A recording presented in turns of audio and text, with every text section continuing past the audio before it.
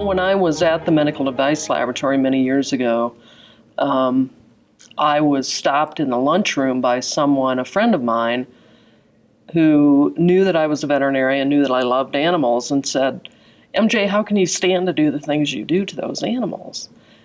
And I knew right then that I had to do something. And so at that institution, I instituted a program where every single new employee, I didn't care if they were working with animals, if they were working in the front offices, I got to sit down with them and explain to them why it was important, the care that these animals get, the regulations that apply to their care and use. And we were even taking people back for, I say back, the back of the building was where the animals were used, taking them for tours. And when we went, I remember every time we went to the surgical suite, people would say, "This is cleaner than my doctor's office. You know, you can do surgery on me back here any day."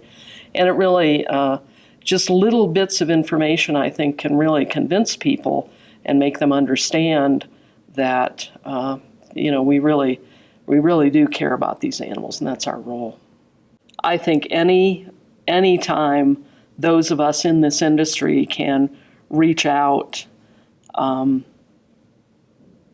to the public or to people at your institution, and a very large institution, I know there are people who don't even have any idea that laboratory animals are there and that they're used for experimental purposes.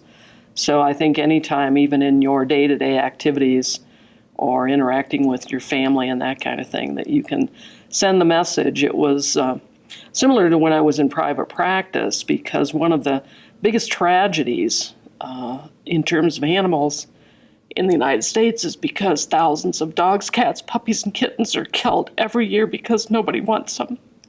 And that's because of sheer human irresponsibility. And so I felt if I could convince one person a day to neuter their dog, and that person convinced another person, that would eventually make a big difference. And I think it's the same way in lab animals.